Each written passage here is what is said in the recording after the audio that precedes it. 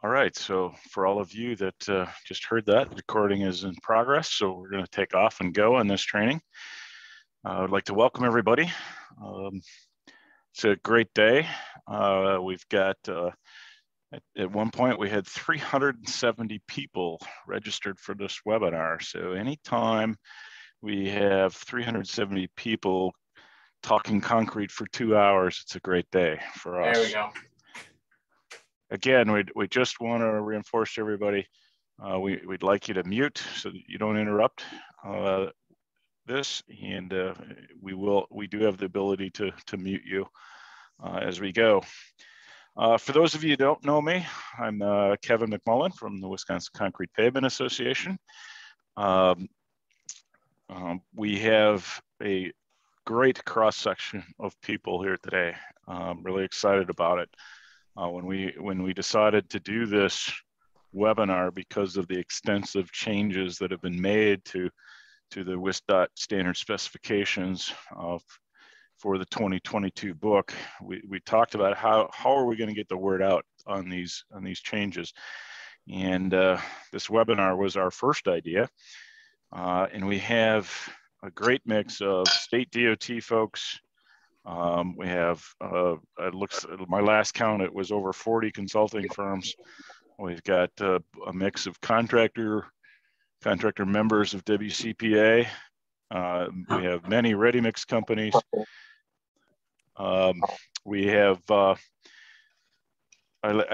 guess I'd really am pleased that I'd like to highlight it that we have 15 cities and 5 counties also represented on this webinar, which is great news for us as well. And you know, I constantly remind folks that many of the cities and counties use the Wisconsin DOT spec as the basis for their work as well. So it's great to have those partners here as well. I want to introduce our team. I don't have the ability to bring up their pictures as we go here, but our team that spent a lot of time on this, Jackie Spohr, who you've been hearing throughout the introduction, she will not be presenting because once we figured out that we had so many people registered, we figured it was going to be one person's full-time job to manage everything that's going on here. So I don't know if it was the short straw or if she volunteered, but Jackie from our WCPA staff she's the quarterback. She's making this thing run. Next, I'd like to introduce Leslie Ashauer. Leslie is the new concrete engineer in the Wisconsin DOT's Bureau of Technical Services. She is kind of, as I said, she's new to that position. She's not new to DOT. She's been on the Northeast region as the materials engineer there for a few years. The next other person that will be presenting is Mark Finnell. Mark has the title of concrete engineer within the Bureau of Technical Services. And I got to tell you, Leslie, Mark, and Jackie, they are the future of concrete and concrete technology within our industry. They are all three very smart people, and I look forward to that future and watching them take the lead. Of course, you got myself, who most of you know I've been in this job for a long time. And then the other advisor to all of this is another old man, Jim Perry, who has been the concrete engineer and materials quality assurance supervisor at the department for many years. We have the agreement amongst each other that as we move through the presentation, that if we need to add comments or assistance to each other, we're going to do that. Jackie, can you take me back a few slides then, so we can go through the introductions? There we go. All right, so PowerPoint was developed by WCPA and originally, and it got handed over to DOT. And I have to admit, Leslie took it by the horns and she really did a nice job of putting the finishing touches on it. We're gonna look at changes to the standard specifications in all of the sections that you see on the slide right now. We're going to, Jackie, next slide, please. That's the other thing I gotta get to you, is we have 4 presenters and we're all sitting in 4 different places. So we had to centralize the controls, and as I said, Jackie has those controls. So we will be asking her to switch over the slides as we go along. Next slide, Jack. All right, so the other thing I'd like to mention is we approach all of these standard specification changes, I want everybody to know that it's just not done on a willy-nilly basis. A lot of discussion and thought goes into these specifications, and a lot of them start right here in the Concrete Pavement Technical Committee. This is the joint committee we've had between the department and the industry, and it's I think it can take it all the way back to 28 years ago when I was still at the department, and we started this up, and it's been going ever since. And this is the group of people that any concrete issue that comes up in the regions or central office or within the industry, we have the ability to bring an agenda item in front of a group of people, have it discussed, and then we talk about, you know, is a spec change warranted, or is a standard detail drawing warranted, or a new bid item, or whatever the issue may be. So there is a good group of people that vet through these specifications and assure that they're as good as they can be. So this is a joint effort, and I want to reinforce that. From the industry standpoint, we absolutely appreciate the level of effort that the department makes and the ability that they give us to work with them and partner with them in the specification changes. We first have to just go through a little reminder with everybody about the hierarchy of documents, because it's going to be relevant within our discussions today. First, we have the standard specs, that's at the lowest levels. Then we have the additional special provisions, or ASP6, as we refer to them in many cases.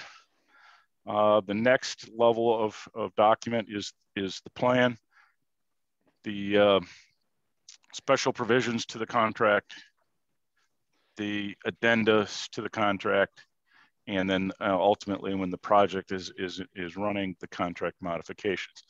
So we have all of these hierarchies, and what's going to be really important today is those bottom 2, standard specs and ASP6. It's kind of interesting in that we've gotten so active here in working through many of the issues of the time, and what we're learning from each other and from the national research and our Wisconsin Highway Research Program, that we're constantly talking and talking about revising specs and making them as good as possible. We finished up the discussions for the standard spec changes in April of 2022, or 2021, I'm sorry. And we just kept going after the deadline, because we still had some really good stuff that we just didn't have time to get talked through. So that's why you're seeing an ASP6 that revises the standard specifications on the same letting that where the new 2022 specifications came into effect. So, Jackie, we have 2 specifications that we're gonna see throughout this presentation. We're gonna see the 2021 specs, which we're gonna put in context with the new changes in the 2022 spec. Jack. I gotta hear what you're saying. Jeff, all right, we've got to remind everybody, mute your microphones. We are an AASHTO state. WisDOT has used the AASHTO standards as the basis of their specifications for decades, as long as I remember anyway. Next slide. And we have to remember that the only specifications that matter is the standard specs, the STSP articles that are in your proposal, and the special provisions that are in your proposal for that project. And the first special provision is always that book that applies to that particular contract. So you need to know what version of the spec book is applying to your contract. Next slide. So we're going to go through the 2022 editions. I get to walk through part 1, and then I'm going to hand it off to part 4 to Leslie. And then she's going to do part of part 5. Mark's going to pick up a good portion of part 5. And then Mark and Leslie take the bulk of part 7, and I finish up the 2 hours worth. All right. The new WisDOT standard spec, as you know, is published each fall. It typically goes into effect with the November letting of each year. And the key to this presentation is understanding how we got it set up. And we hope that it's once we show you this, that it's immediately obvious. There were significant changes in the 2022 spec. So when you see the written part, like we have on the right-hand side of your screen, and there's a 2022, you'll know that that is a revision to 2022. If we've revised that particular section to ASP6, you will see it outlined with purple and highlighted, in the key language highlighted in purple.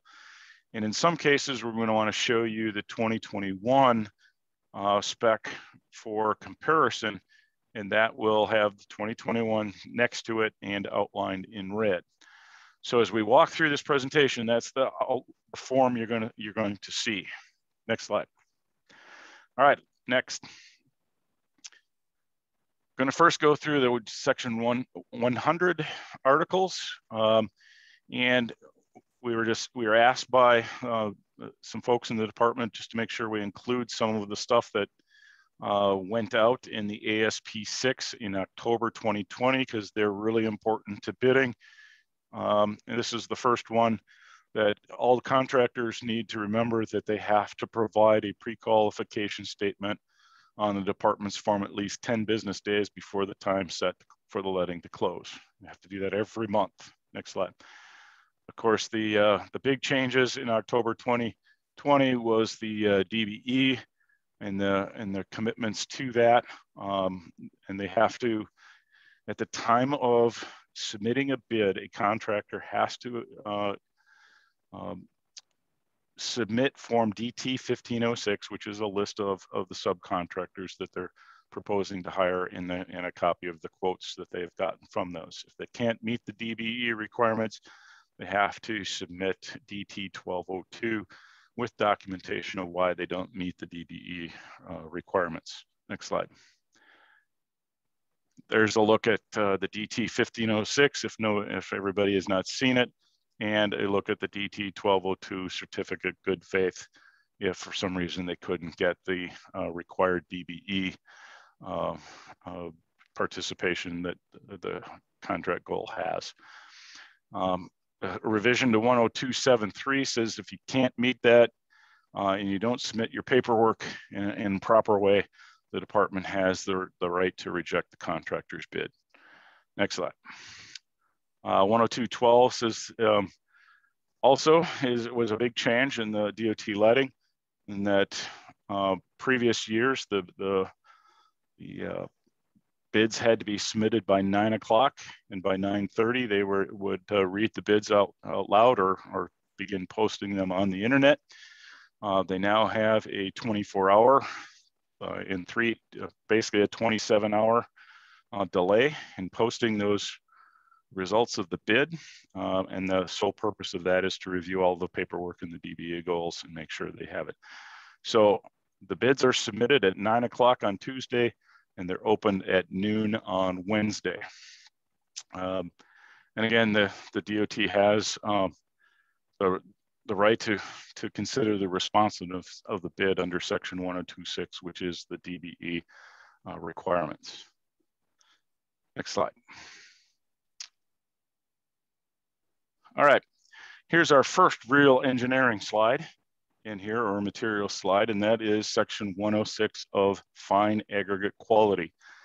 The department will collect and sample fine aggregates. And this is somewhat new, that for 2022 construction, all fine aggregates must have a 223 report.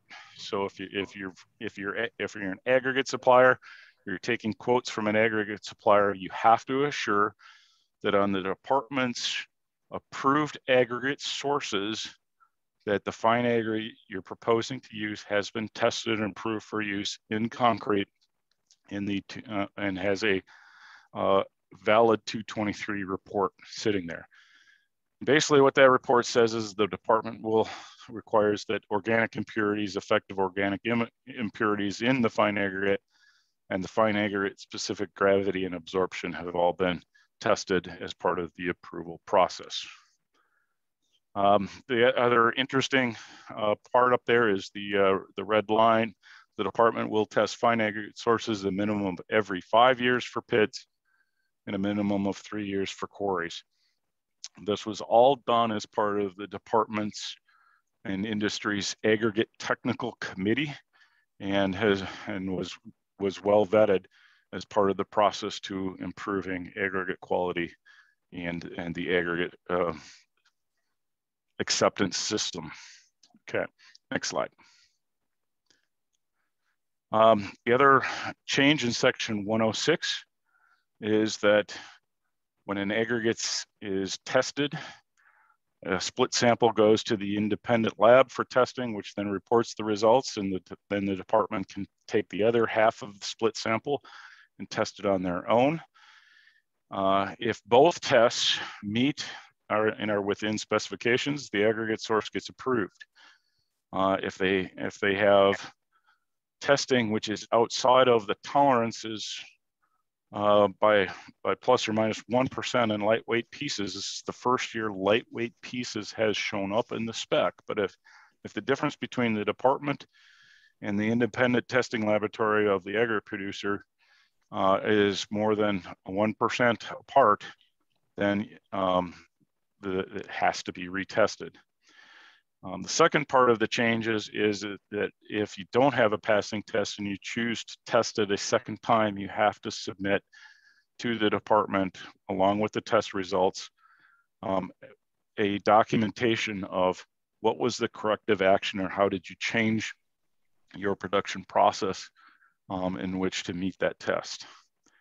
And obviously, if you have to go to a third retest, there has to be direct communication with the Bureau of Technical Services Concrete Materials Lab before sampling. Next. We also threw this in is because it's something that the department's one of the department's top priorities over the last calendar year has been safety, and we just wanted to draw attention that in section 107.7 they have the new paragraph there in red that says ensure workers wear high visibility class 3 top and pants ensemble that meets the ANSI standards type R during the hours of darkness, including 1/2 hour before sunset and 1/2 hour after sunrise. And I think I sat in on some of these meetings, and I think some of the more interesting conversations is this includes your truck drivers and everything. Everybody out there on the job, nobody is excluded. That class 3s are required on everyone. All right, the last section, which we have some changes, is liquidated damages. I'd like to point out, here's the 2022 rates, and if Jackie moves forward to the next slide, you'll notice, and now switch back to the other, the liquidated damages assessments actually went down from 2021 to 2022. So that's the only change that was made, was the daily charge. Okay. All right, with that, do we have any questions, Jackie, on section 100? Would screenings from quarry need a 223? I think I'll let Jim Perry or somebody else jump in as well if I say this wrong, but If it is from a quarry, it has to have a certification every 3 years. They would consider that manufactured sand, and it would have to be certified.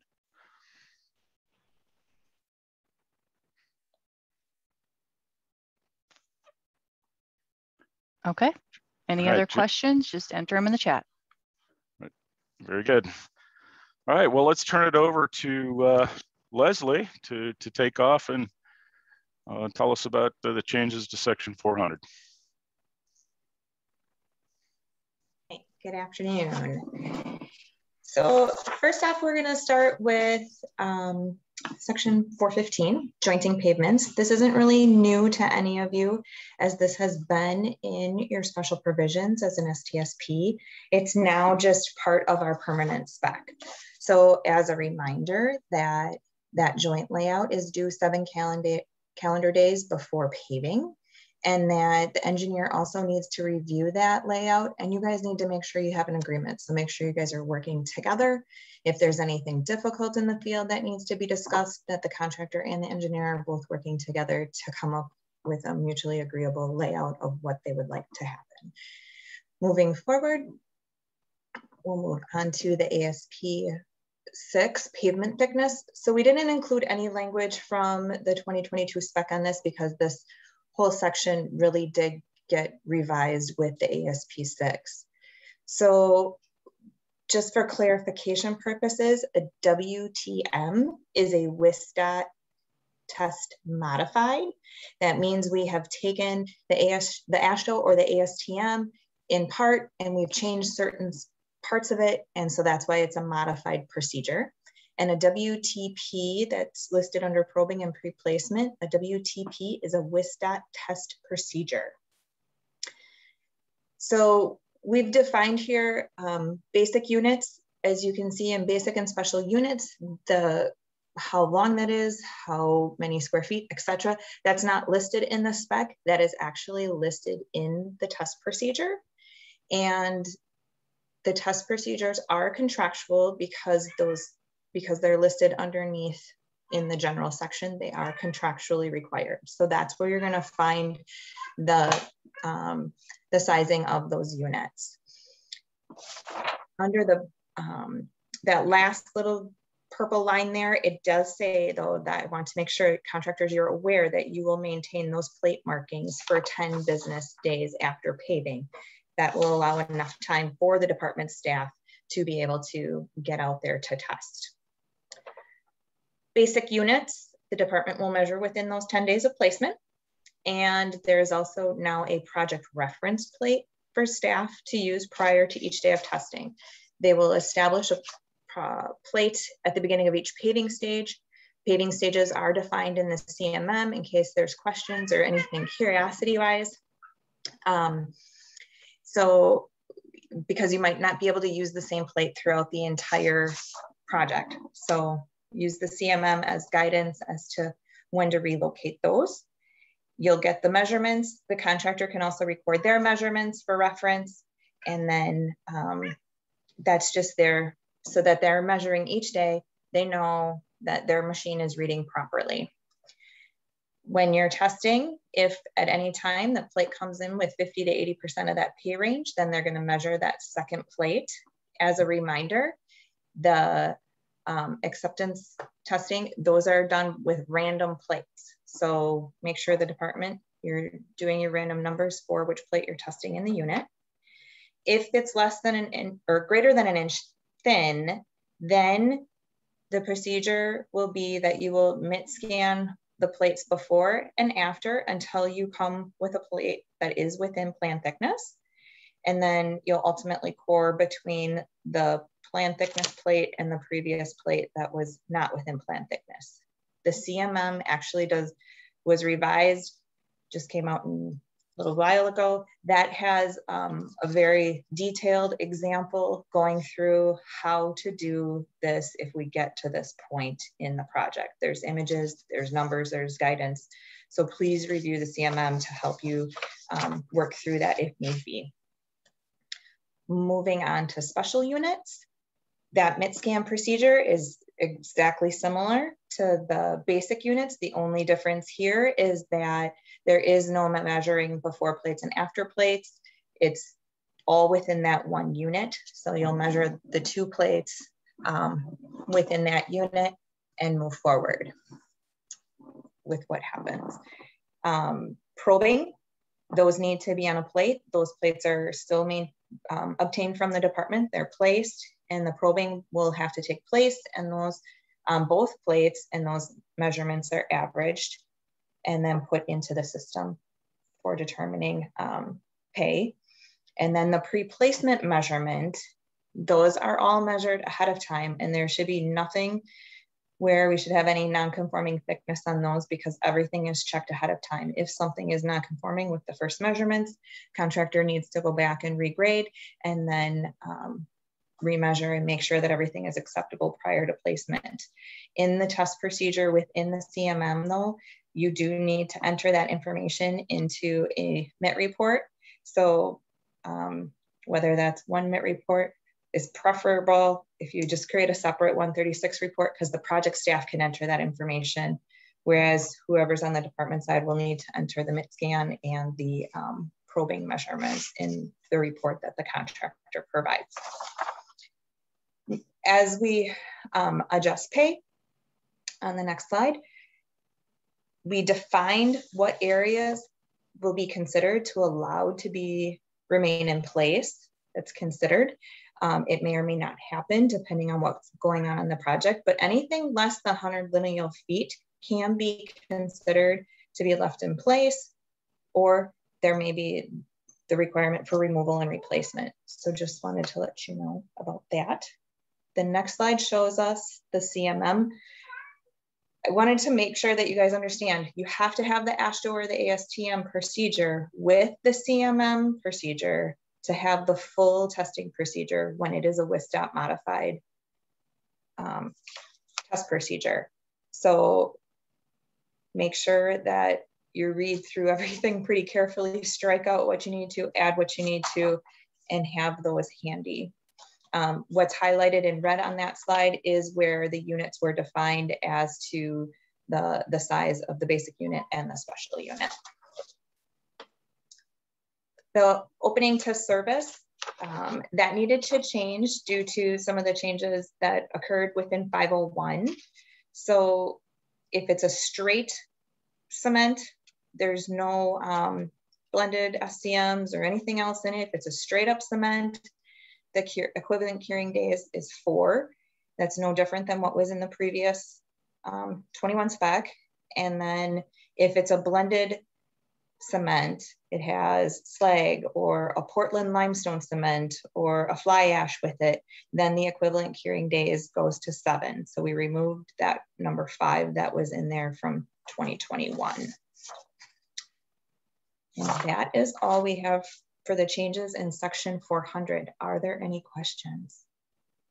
We had a couple questions, but I think, Leslie, you covered them in the rest of your talk.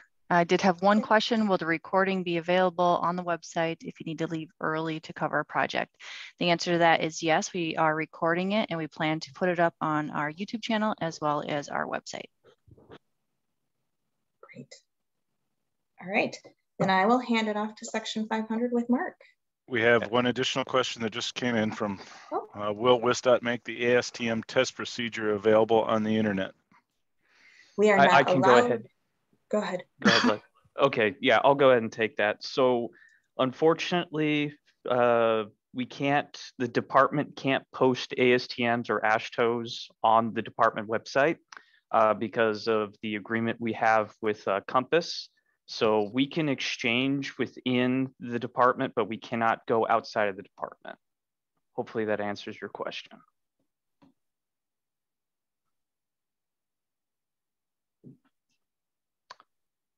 Alrighty, so without further ado, I guess we can start digging into some of the bigger changes here. So 501 went through an extensive overhaul in the 2022 version here.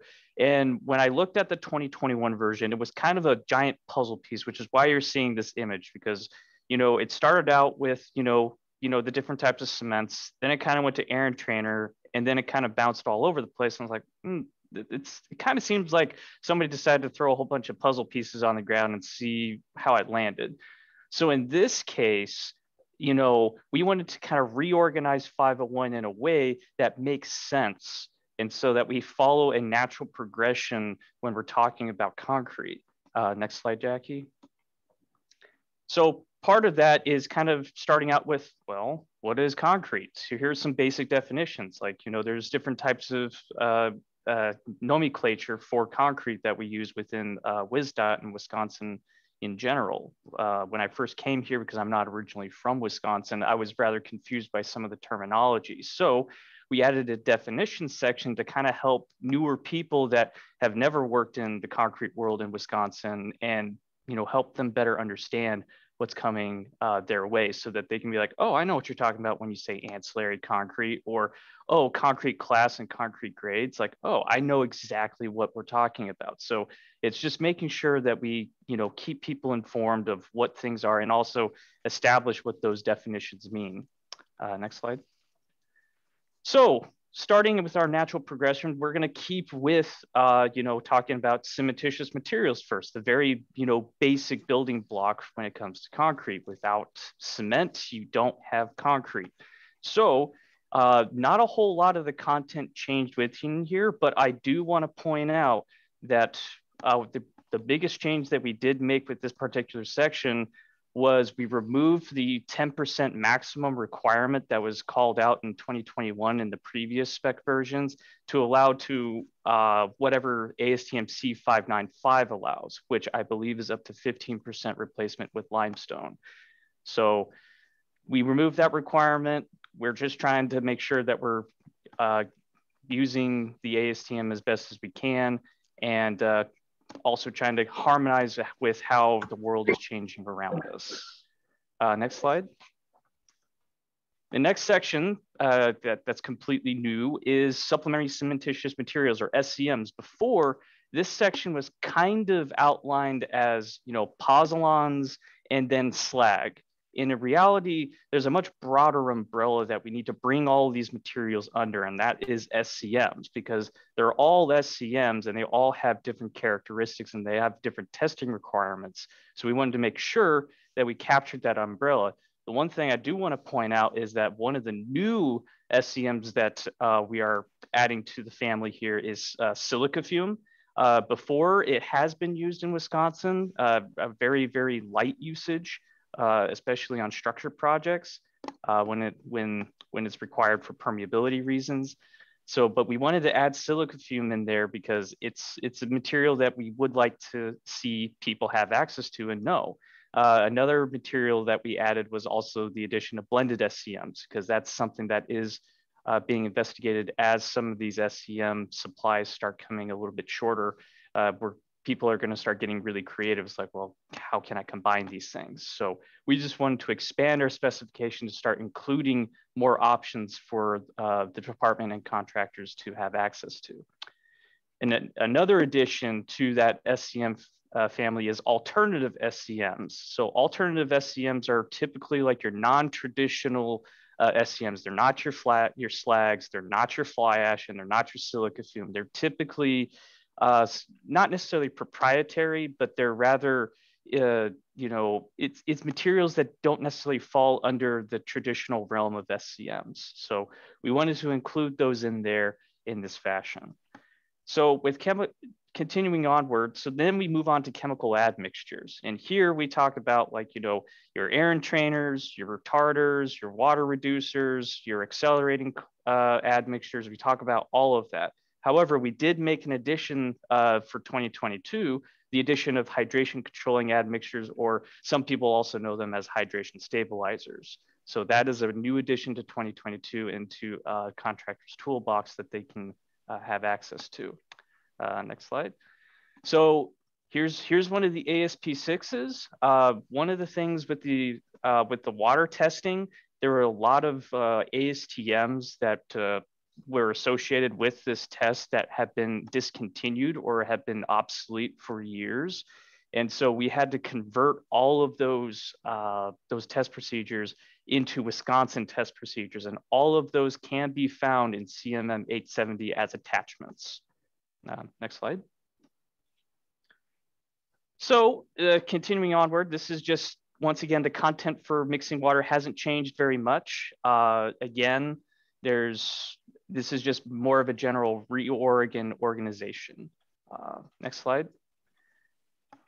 So now let's move on to the aggregates. So again, with some of the things that we did try to enhance with the aggregate section is the inclusion of tables. There were some of these numbers that were kind of buried in text and you had to like read. And, you know, if you're like me, who doesn't necessarily want to spend 20 minutes trying to find a certain number, a table is a very useful tool to have. So we tried to include tables like this where we talk about material passing the number 200, you know, how much coal are you supposed to have, clay lump, shale, all of those things. And it's all called out in numbers in this table so that it's just a very quick look and you know what you're looking for.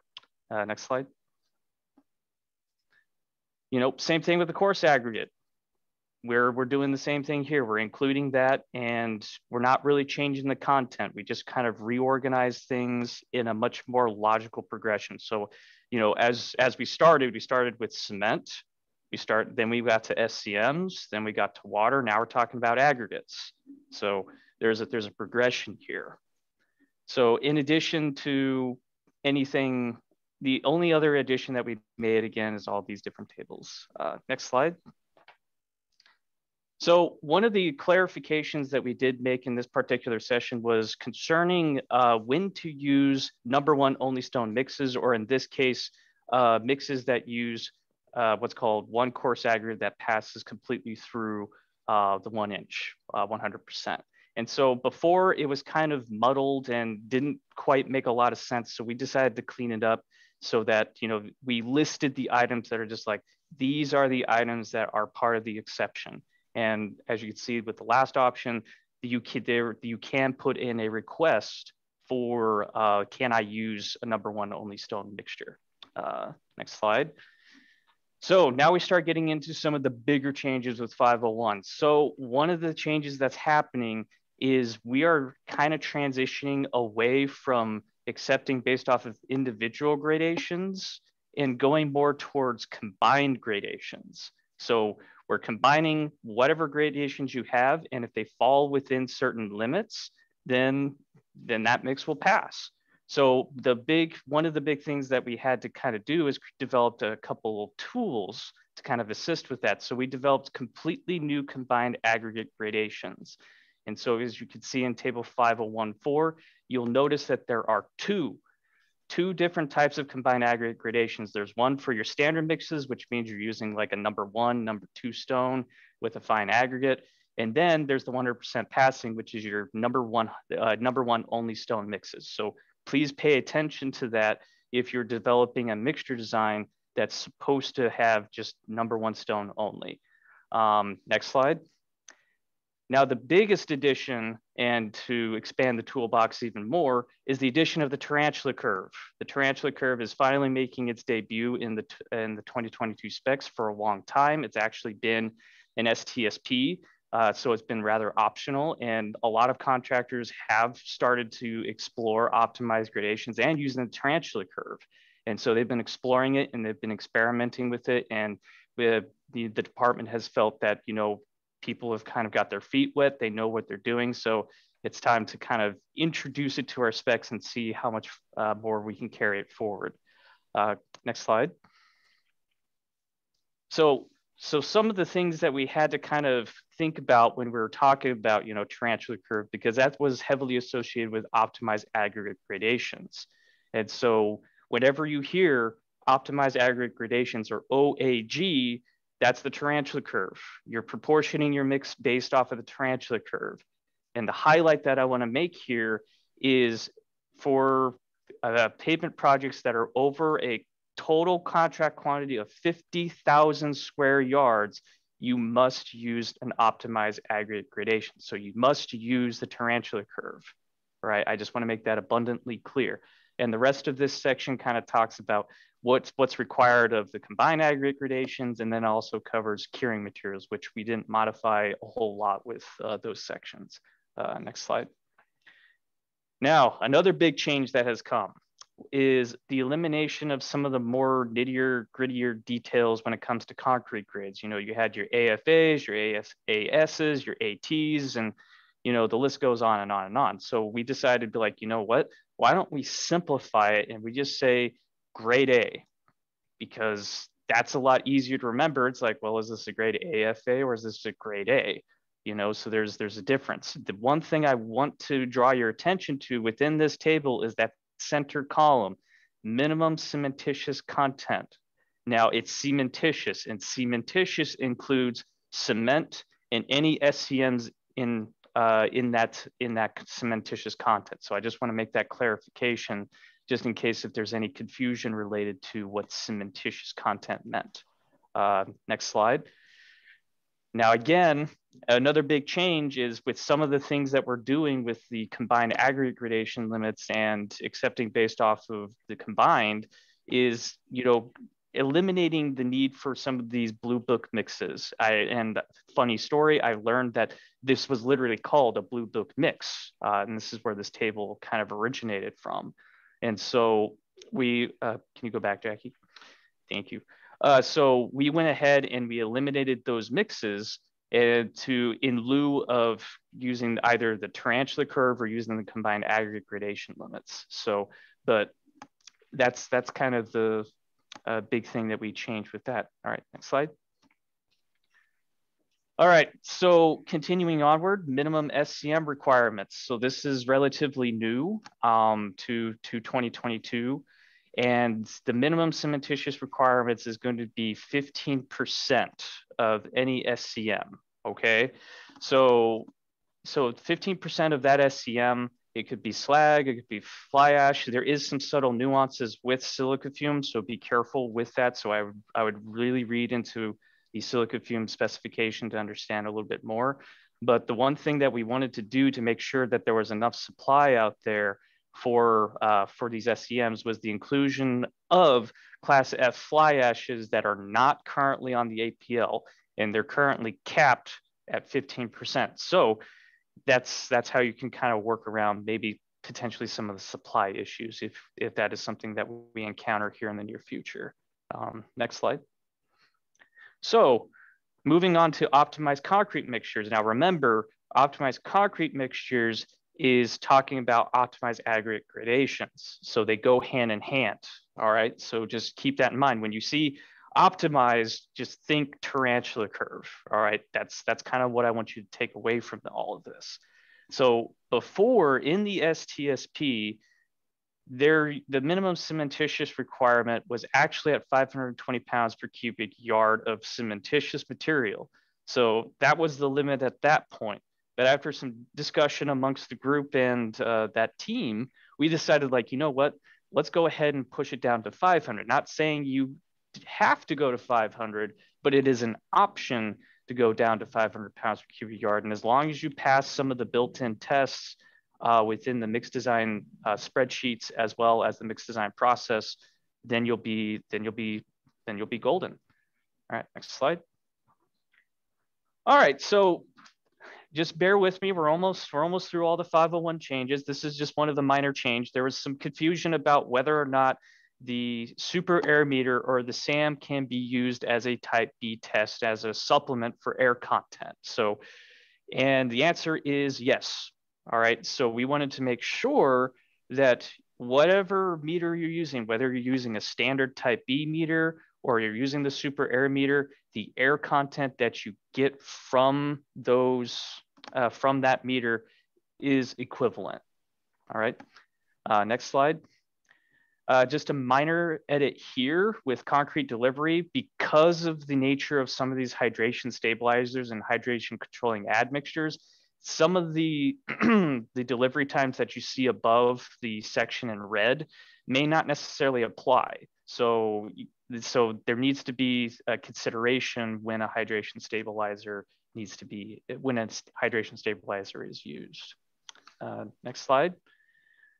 All right, the last tiny little edit is talking about slump. It's been kind of an unspoken rule about, it is allowed to use a super plasticizer with BTS approval and increasing that slump to 9 inches. It just was an unspoken rule that, most people tended to follow. And so we decided, yeah, let's just put it in there so people know that it's fine, it's okay. So, all right, next slide. Okay, Mark, we do have a couple of questions on section 501. The first one, does the maximum water cement of 0.45 now apply to pavement as well as structures instead of 0.42 for pavement? All right, so that maximum water cement ratio that you see in that table is not uniform. You would have to go to 715 to look up what that requirement is for pavements and structures. Okay. Second question, does the optimized concrete mixture requirement only adhere to projects 50,000 square yards and larger? No, we actually strongly encourage contractors to use optimized gradations. We really want you to, because it does present a lot of benefits, increased workability. It also reduces the cement content, and it does a whole lot of different things that are quite beneficial. So if you want to go ahead and use optimized gradations on, it could be, 2,000 square yards, it could be as large as 100,000. Well, if you're above 100,000, then you have to, but 1,000, 2,000, however many, we encourage you to use optimized mixtures. Okay, so just to reiterate that, the department will be requiring optimized concrete mixture requirements on anything 50,000 square yards and greater. Less than that, you'll have the option to, and it's strongly encouraged to use the optimized gradation. All right, the next question. With the change in mix designs, would machine pour curb, hand pour curb be considered 2 mix designs? What about mixes with different SCM percentages? So I guess it depends on the nature of your hand pour mix and your curb mix. If you try to use the same mix design, I'm pretty sure that isn't necessarily a mix design change, but I don't know. Kevin, Leslie, Jim, any comment on that one? I'll give Leslie the chance if she wants, otherwise I can chime in. The way I interpret the spec is that if you submit 2 mix designs, one for machine work and one for hand pour, that is 2 mix designs under this specification. And what about mixes with different SCM percentages? Again, that is a different mix design. Now, the spec still allows you to substitute one fly ash for another if your source has to change, but it would be the same percentage of SCM. Did I get that? That's absolutely correct. Okay. Next question, what happens to the other chapters that refer to 501, such as base patching using grade B? So once again, using grade B mixes, we didn't get rid of grade B mixes, and any references that were made in 501 got updated in subsequent sections. So that's the thing, that there were tendrils that needed to be addressed, and those tendrils were addressed in that regard.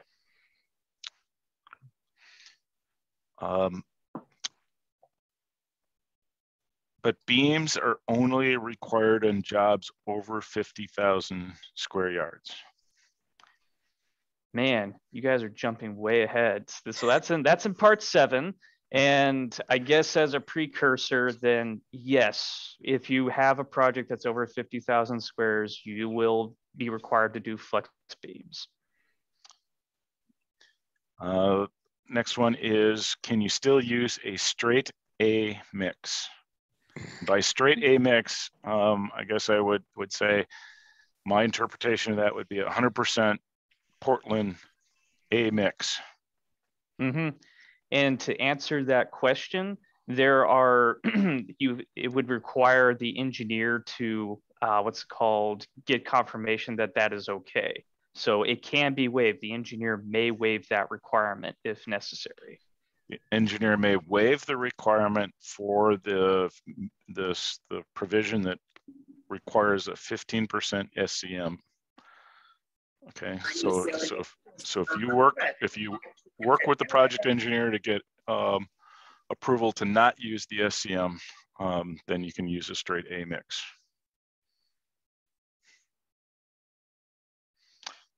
All right, one more question. For example, I submit 2 mix designs because I use a stronger air entraining agent in my slip form mix than in my hand pour mix. So I have 2 different air entraining admixtures, but all else is the same. Is that considered 1 or 2 mixes? And I guess my quick answer to that, and I'll let Mark chime in, is it is the same mix design. That a mix design is not defined by the dosage of admixture that you use. But if somebody on our DOT partner here has a different interpretation. So I don't see that question. Can you repeat that question real quick, Kevin? Because I think he's saying he's using 2 different types of air entrainments. I submit 2 mix designs because I use a stronger air entraining agent in my slip form mix than in my hand pour. So I have 2 different air entraining admixtures, but all else is the same. Oh, 2 different air entraining admixtures. So there's the difference. Yep, so in that right, case, I'm sorry. In that case, that is considered 2 different mixes because you have 2 different admixtures that you're using. Again, one more question here. Do you need approval for straight cement mixes on smaller ancillary work as well? So we're talking class 2, class 3, right? So yes. In that case, it is definitely strongly encouraged that you use SCM'S. And Jim, please correct me on this if you believe otherwise. It is not necessarily being called out as a requirement for class 2 and class 3, but we strongly encourage you use SCMs for that type of work.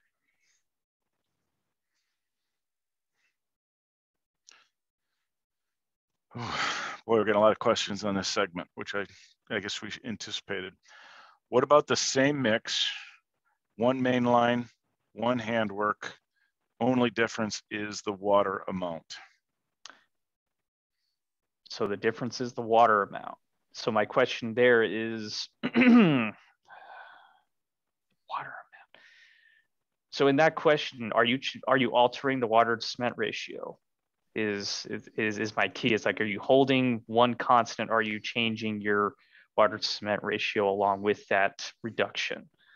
My assumption is that the water cement ratio would be different for the machine versus the hand work. Yeah, and in that case, if that is the case, the water cement ratio changes. It's 2 different mixes. Okay. We're not going to cut anybody off. If you still have questions, I encourage you to submit, but we need to keep moving and make sure we get through all this material. So let's move on to section 700. I think Mark, you have the start, or does Leslie? I forgot. I do. I'll take that over. Okay. All right. Section 701, our big table with who's required, what GCP certifications you need to have to perform which testing. We added the ACT-TMS. That was an oversight. That's a certification that's out there, but it wasn't listed anywhere in the table. So we added that in. The resistivity was added in, and Mark will discuss resistivity later on in his portion. And then also the T19 for the voids in the aggregate. You need to know those uncompacted voids in the optimized aggregate gradation, and it's used in the mixed design and trial batching. So that's why it's listed under PCC Sec 2. In the ASP6, we also realized we needed to add the SAM meter as being acceptable way to measure air content in the fresh mixed concrete. So just a reminder though, that does require rodding when you are testing that. small quantities. In 710, we defined where to find the small quantity for class 1 concrete. It was in 715 before, it's just defined here. And then in the 2022 spec, we defined what a small quantity was for class 2 concrete. However, we did change that in the ASP 6. And the right there we have is the 50 cubic yards of class 2 ancillary concrete placed under a single bid item. Reason for this is that when we do it per contract, a whole cubic yardage per contract, it's very difficult because we realize that there are subcontractors and there could be 4 of you, and some of you, your quantity itself could fall under small quantity and somebody else's quantity would push everything over. So it just made it very clean and simple this way to put it under a single bid item. Plus the 50 cubic yards lines up with how the class 2 is listed, that when we have 50 cubic yards or less, you can accept that concrete with the startup testing as long as cylinders are taken. Now we also, go back, Jackie. We also clarified that you don't need both the 120-day previous testing and non-random startup gradation testing. You need one of the 2 that would work for the small quantity, not both. 710 concrete mixes. Wanted to draw your attention to that number 7. As that wasn't highlighted as a change. It was actually listed as 3 and 21. It is now at least 7 business days before producing that concrete. You need to have all that information into the engineer. And then also just to highlight that there are now forms, DTU forms that are in their final touches right now for the combined aggregate gradations and the optimized aggregate gradations that will be used for those mixes going forward. Another thing to point out in where we're talking about the change in the fly ash source, if you change your fly ash source for pavement and barrier, that does not mean a new mix design. But if you are changing your fly ash source for structures, it does mean a new mix design. And all mix designs need to be entered into MRS. And that includes, make sure you're filling in all your sources and your quantities. Mix designs are not visible on Atwood systems. So the only individuals that have access to see those are the number 1, the person who entered into MRS. And then on the department personnel only have the access to see those 132s that you're entering in. Moving on, the additional part that we added to the concrete mixes was just to state for workability, we only need to provide a workability test for slip form mixtures that you're submitting, and with that we will be using the box test for that. Our next part is clarifying that for 2022 we will only be using 6x6 beams. The Concrete Pavement Technical Committee will be formulating a task force to discuss smaller beam sizes, but the reason we can't just jump to a smaller beam size is because there's a big full-scale change, because the smaller aggregate size is required than what we currently have in the spec, and a lot of processes need to be thought through and how that's going to work before we can just allow smaller beam sizes. The next big topic is aggregate testing. This got a huge overhaul with this ASP 6, and I'm sure there's lots of questions as people have read through this. So what changed with the 2022 spec is that acceptance for concrete aggregate is done all by the department. Contractor, you are going to be providing control charts, but the actual acceptance of that concrete aggregate will be done by the department. So you need contractors and department will be testing per mix design. So contractors, when you provide your control charts, it just will clarify this. When you're taking your tests, you can take your aggregate tests you can use that same source. You have your test, you're testing your individual fine course, whatever, and you can blend your percentages mathematically, but your control charts have to be provided per mix design. But that doesn't mean that you can't use the same sample to figure out what you're doing on those other mix designs. As we move forward, we'll talk about the frequencies. We've split them between class 1 and class 2 now. So we took out the 250 cubic yards because it was very similar to the quantity that would be listed under small quantity thresholds. So you are now required to do a gradation 2 days prior to placement. And then that's what starts your 4-point running average for that mix. And then depending on what your plant is producing, you're either doing 1 test a day or 2 tests per day. That's no different than before, except it was all blended with class 1 and class 2. Class 2 now has a different frequency of testing. They're doing that gradation report the 2 days before placement for that mix design, and then they're only performing 1 test per calendar week of production. The optimized aggregate control charts, the SCM'S are listed here as to what's needed, the requirements for what needs to pass, and the volumetric percentages retained. That's all back in 501 that Mark went over before. And then this talks about that you're constructing your 4-point running average and you're monitoring where we are with those aggregates. Combined aggregate control charts on the next page is the same information. Again, we're just providing the SCM'S here. You're conducting your 4-point running average, but the actual limits of what needs to pass the different SCM'S, that's over in 501. As we talk about department acceptance, so that frequency we're doing per mix design. It's, again, because we don't have any contractor acceptance and it's all on the department acceptance, it's extremely important that those samples get to those regional labs very timely, because that is how we are accepting the concrete. And we need to provide some timely feedback to the contractor in case we do have some issues going forward.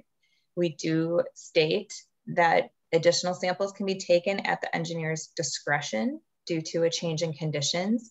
There will be some CMM guidance forthcoming as to what do we envision engineer discretion as to a change in conditions mean.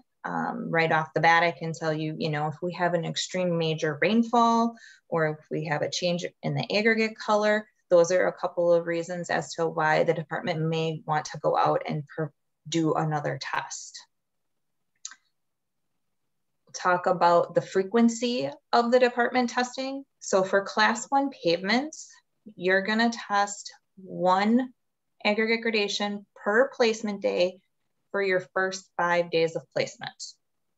If all of those are passing, then we're gonna apply a reduced frequency. And that reduced frequency would be 1 test per calendar week of placement. If for something one of those reasons changes, like we have an issue and they're not all passing, that will be talked about in the corrective action, and it kind of reverts back to some things that need to happen. We'll go back to testing once for every 5 days. As long as the 5 are passing, then we can go back to that reduced frequency. For class 1 structures, we're going to be doing 1 test per 250 cubic yards placed. However, there is a minimum of 1 test per substructure, and that means not 1 per abutment. That means 1 test per both abutments, and then a minimum of 1 test per superstructure. So that should cover most of our small structures, especially because if you guys are, doing a small structure over the course of 4 weeks, it kind of equates out to be about maybe 1 test every 2 weeks. For the class 1 cast in place barrier, that's going to be 1 test per 500 cubic yards placed. And that lines up also with the new lot and sublot quantities that will be discussed a little bit later. And then class 2 goes down to no minimum testing required by the department. However, if there is a change in conditions, the department may choose to take a test to see where things are and make sure that they're in place. So this corrective action, everything here was new within the 21 spec or 2022 spec, but the purple part was what was updated with the ASP 6. So both contractor and department need to be working and talking together and providing information if things are starting to go awry. The department, if we need to, we're going to go out and we're going to conduct 2 additional tests to make sure that the corrective action that has been applied by the contractor is completed. And then after that second department test, if both of them are passing, then there's going to be a break in the contractor's 4-point running average, and then they will start again. And then this is where it talks about for class 1 pavements about the reduced frequency and when we can go back, revert back to a reduced frequency. This is going to be the same concept again with on the combined aggregate gradations here too. It's the same, same process. Essentially what happens, the only difference is if you have an optimized aggregate gradation with a reduced cementitious content, your first option is to go back to an increased cementitious content if needed for a new mix design before you get to having to do a complete new mix design going forward. That is the end of 710, and I will hand it over to Mark to talk about 715. Okay, let's pause here though and take the questions that came in on section 710. First one, Mark, has it been determined as to whether an aggregate correction factor is needed for SAM stage 1 result interpretation? Yes, because you know it's your air content that you're correcting, right? So that you're talking about your aggregate correction factor. So it's the same. It's the same. Okay. Second question, can QV testing for the aggregate tested under other bid items be used to accept small quantities? Leslie or Mark? So are we talking small quantity class 1, small quantity class 2? Well, they don't specify, so can you help maybe? Sure. So the QV testing for aggregate, if the class aggregates 2 are, was just came in, so. Okay, so class 2, again, could you? Sure, but again, you are under no minimum required testing. That's a good check to make sure that you're comfortable, but is it absolutely required? No, it can be used. Okay, next question. Do you need a SAM number for ancillary mixes when submitting mixes? No, because those are class 2 mixes. That's it. It's called out. Man, you guys are jumping ahead. You guys are jumping ahead. I like it. Anyways, no, it's called out in 715 that SAM does not need to be run on ancillary concrete. So no testing required. So we pour 1 truck of class 1. Do we need an aggregate test? Yes, you would need 1 aggregate test following the department placement schedule. Department does not have small quantities. We are the acceptance. We do not have small quantities for the department. If a class 1 test is taken during the same week of placement as a class 2 item, will that test be acceptable to meet the 1 per week requirement of class 2? As long as they are the same sources from the same spot, yes. But reminder that you have to have those on your individual control charts. Just to be clear, for class 1 bridges or box culverts, Will gradations be needed for each pour of the structure or box culvert? No, not for each pour. That one is all done by quantity. So whatever quantity you reach, you just need to make sure that you have one if for whatever's considered superstructure and a minimum of one per substructure, but it does not relate to pour. It relates to quantity. Okay. Mark, here's another SAM question for you. Can a SAM air reading be used for air acceptance? T152 suggests vibrating for sub 1 inch slump, but the SAM air meter is to be rotted only. On the practical level, rotting slip wall is not sufficient. Very good question. And I'm going to answer the first part of that. And before, in the 501 section that I just covered, we do allow the super aviator to be used for air content acceptance. Okay, they're equivalent. Now, the answer to your second part with rotting and vibrating, I'm going to give it to you straight. When you use an internal vibrator, you actually increase the variability of your air content when you do that. And there's been some studies that have found that. So keep that in mind when you're doing some of this testing. Is like, I might be building variability into my test.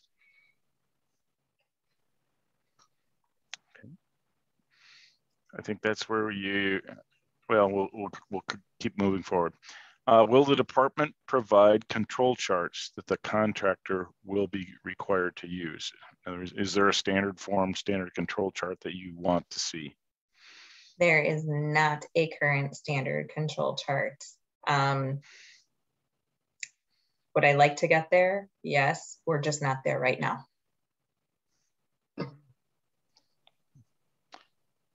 Okay, next one. What is the suggested action for department acceptance testing when the contractor switches between approved mix designs before the random number is reached for the test?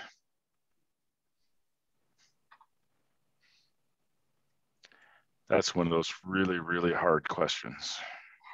Yes, it is.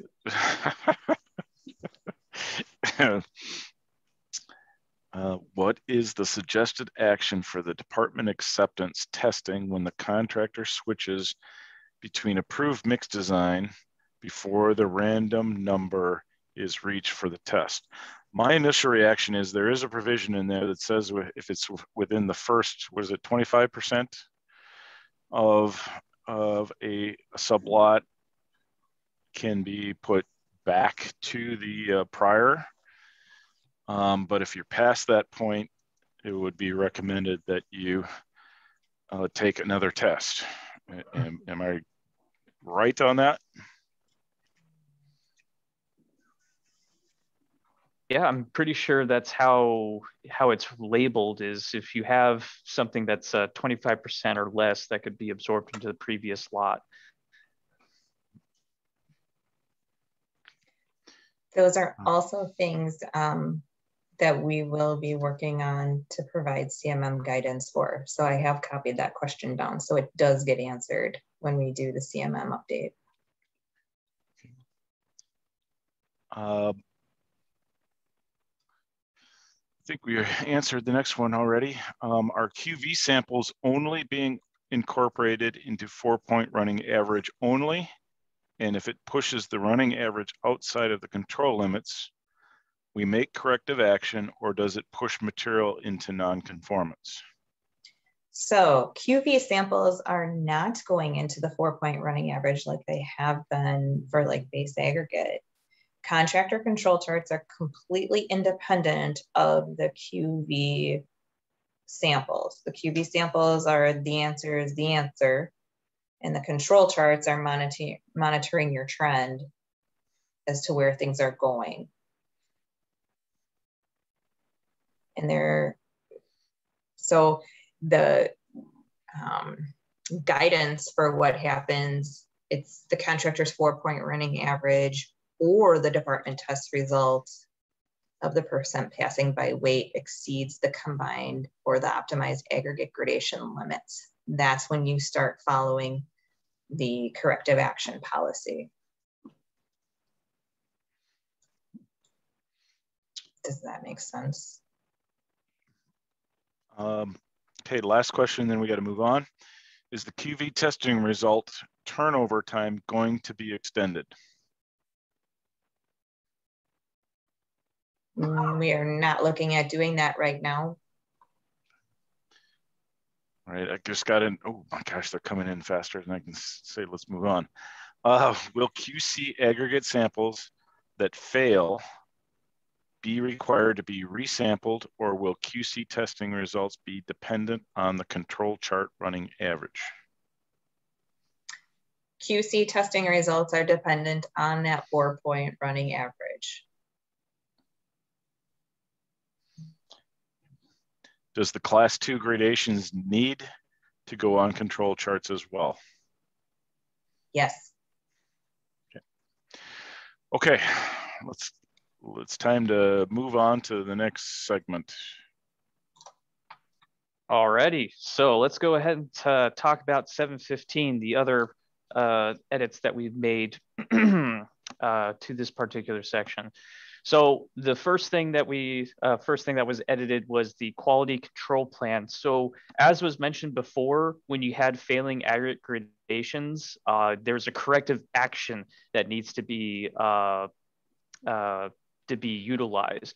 And so we kind of had to modify our quality control plan just a little bit so that we can accommodate, what that corrective action is. So part 1 of that change is what aggregate gradation design method are you using? Are you using the combined?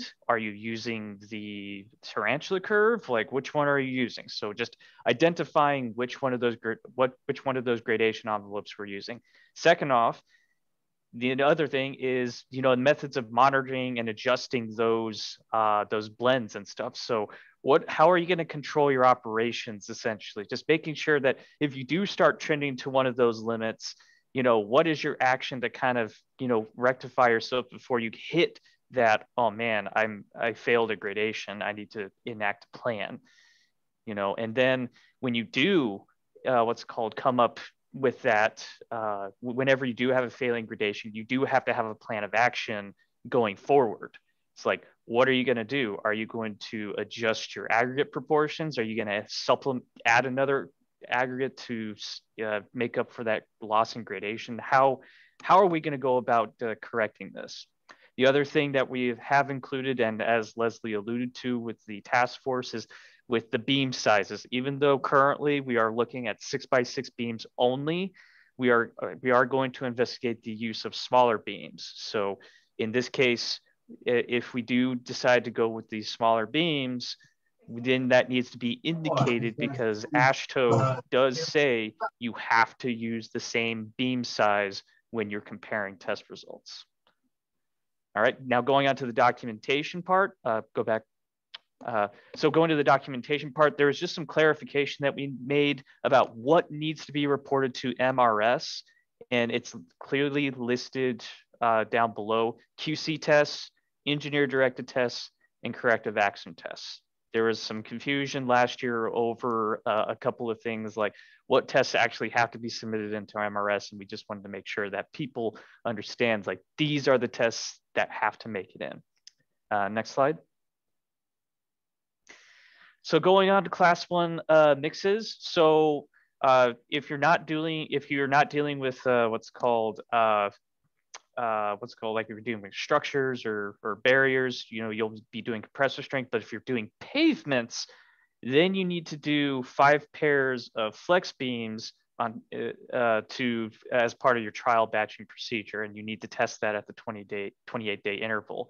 And then here again, we reinforce for class 1 concrete, we do say you need to put in a 15% minimum SCM in your pavement or cast in place barrier. And then I also want to point out in paragraph 5 of what's called the pavements and cast in place barrier, that water to cement ratio, that is at 0.42 for pavements and barrier. So I know that in that table in 501 says the maximum allowed is 0.45. That was to capture the fact that in the structure section, paragraph 3, it says 0.45 is your max. So I just wanted to clarify that for people there. Next slide. I just wanted, this is one of those things that, you know, with the changes that came with 2022, some sections completely got obliterated, like this section right here. This section no longer exists in 2022 and was replaced with the mixed design section. Next slide. All right, so bear with me on this one. So class 1 concrete testing, once again, it was brought up earlier in 501 in that discussion, like when do I need to use flex beams? And it's for projects that are over 50,000 square yards. And I'm going to repeat that again. You will need to cast 3 flexural beams if you have a project that's over a cumulative 50,000 square yards. All right. That's something that came along with optimized aggregate gradations and so on and so forth. Now, getting on to some of the more exciting things that are being added. So the thing in purple, it was placed in the spec previously, but there were some minor edits that needed to be made to kind of clarify some of the intent. But continuing with that, so resistivity. What we're doing with resistivity is we are shadow speccing it. It is not going to be used for anything other than for informational purposes only. So just like the SAM, you just cast an extra set of 3 cylinders and you make sure that you follow the curing procedure and the like. I do want to point out though, that if you are doing acceptance based off of compressive strength, you cannot use compressive strength cylinders and for resistivity, because the curing method for resistivity cylinders is different from that of compressive strength cylinders. So I just want to make that clear distinction. Okay. The other minor edit that we made, and I'll be getting to this here not too long, is the minimum requirement for when you have to actually use these tests for, like, you know, resistivity and SAM. For sublots. So it used to be 4 sublots, but now it's 3 sublots, and I'll explain that a little bit later. And again, we would like you to report all of these numbers to Atwood within a timely manner, and that's going to be within 5 business days. Next slide. So lots, this is the thing that kind of influenced what I was talking about before. We adjusted and standardized how many sublots are in a lot. There are 5 sublots contained within 1 lot, and that is uniform for both lots by lane feet here. Next slide. And for lots by cubic yard. Now, the lots by cubic yard, we had to make some adjustments to the volume a little bit for how much is in a lot. So, you know, we crunched the numbers, we did the math, and we figured out, like, okay, this is how many cubic yards would be in a lot if we had 5 sublots. So and the reason for that is we wanted to make sure that we maintained the testing frequency of that 1 to 5 as best as we can. And to kind of further clarify why we are standardizing these lots is, as the department is moving forward with PWL and F&T testing, standardizing these lots will help and assist in that regard. And also it helps, you know, maintain keeping track of where you are within the project, and so that you don't necessarily miss tests as well. Next slide. So strength evaluation. So some of the edits that we made here in this particular section was more or less editorial for the section that's going to be coming up here pretty soon. So there were some changes to the pay equations and the pay factors associated with those pay equations. And so we had to clean up this section to kind of eliminate some obsolete language that no longer makes sense. Next slide. So the one thing that we wanted to do though is we wanted to harmonize both cast in place barrier and structure strength evaluation with the pavement evaluation as well, so that there's a bit more harmony between the two, because they were kind of going off in two different directions, and we wanted to make sure that, you know, we kind of start harmonizing a lot of these things. Next slide. All right, so this is one of the bigger changes that is coming with the ASP6. So as you can see highlighted in purple, there are brand new equations for PWL strength. And the reason why we had to change those equations is because we wanted to get off of a dollar amount and go more to a pay factor. And so in that regard, we had to do unit costs. So this is kind of, you know, how the asphalt side of the house does some of their business, is that they have a unit cost that they adjust year to year, so on and so forth. So there's one for pavements, structures, and cast in place barrier. Okay, next slide. So here, this is one of the new equations. This is for compressive strength. So the only thing within this section that did change were these equations. So your minimum compressive strength values stayed the same for pavements and structures and barriers, and your standard deviations for incentive remained the same. The only thing that changed here were your equations. Next slide. And now we also introduced a flexural strength equation, because for pavement projects over 50,000 squares, we needed to what's called adjust our equations for flexural strength. So, but again, the numbers that were part of the STSP associated with flexural strength did not deviate from that original language. So I just wanted to make sure that everybody understands that those changes were not that significant, other than the equations and the pay factors. All right, now I think that's it. But Kevin, do we want to take questions? We don't have any questions that I can see. Wait a minute, we do have one. 715.221, must the trial batches for the cylinders and beams be separate from each other, as in requiring 10 separate trial batches rather than using one set of cylinders and one set of beams from one batch? No, you could use it from the same batch. Obviously you have to make a larger batch to compensate for potentially having more material to go into the beams. Okay. Next one is surface resistivity data required as part of the mixed design? No, they are not part of the mixed design requirements. Just, you know, on a sidebar for everyone, you know, surface resistivity is something that's getting a lot of national attention based upon the national efforts of performance engineered mixtures. And everybody is looking at this as a key durability measure of the concrete in place.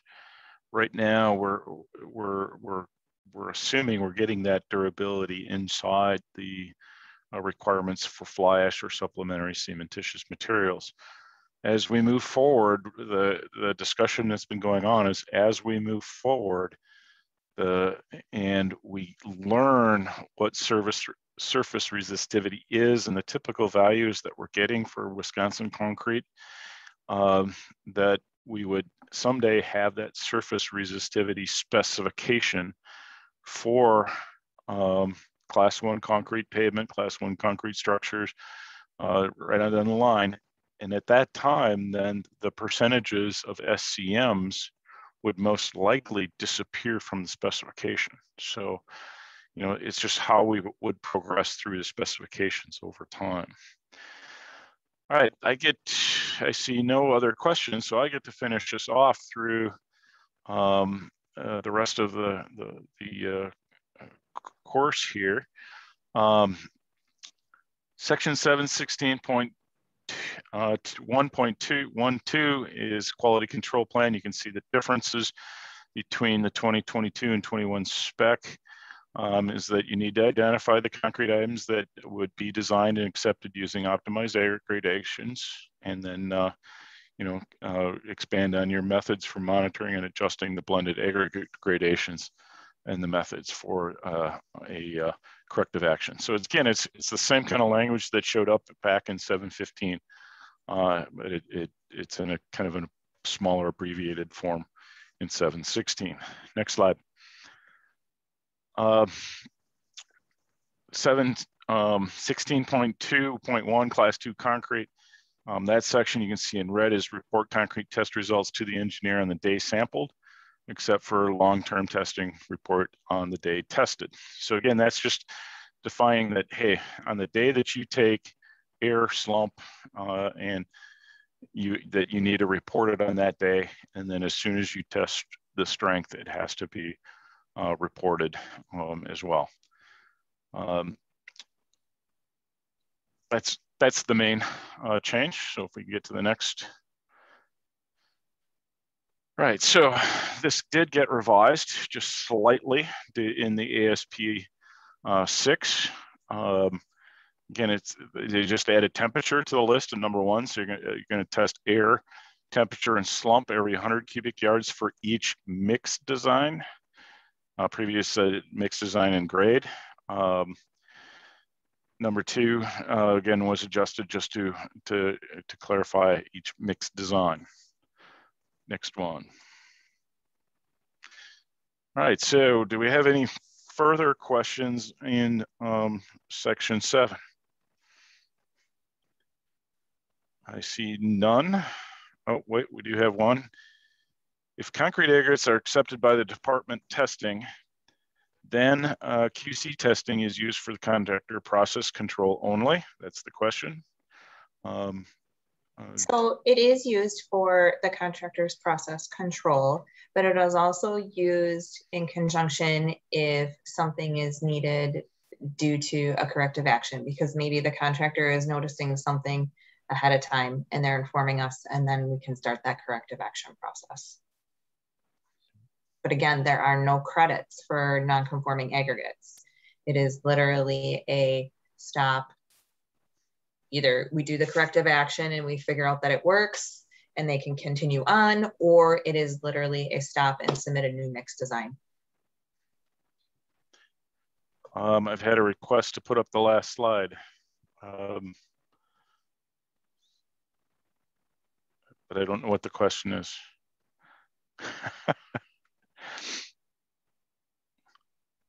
Okay, thanks. Move on. All right. Next slide, Jackie. And let's finish this off with a couple of the changes to bid items. Next slide. All right, so as far as concrete items, we did have addition of 30-inch type R and 30-inch type T curb and gutter configurations. And a quick explanation on this one is the R and T is the curb that has been used on a roundabout between the truck apron and the pavement. And previously this was a 36-inch type R, and all of the castings are 30-inch. So the department was seeing a performance difference with that 6 inches of concrete, a performance problem with that 6 inches of concrete that was kind of wedged between the casting and the pavement.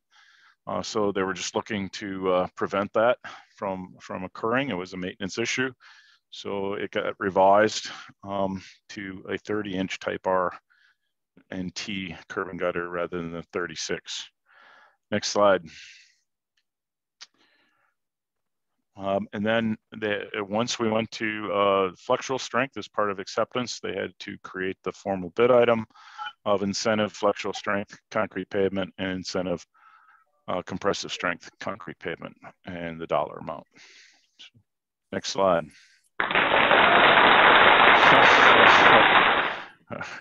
All right, so we have one last question here. How will concrete plant production quantities be tracked across multiple contracts?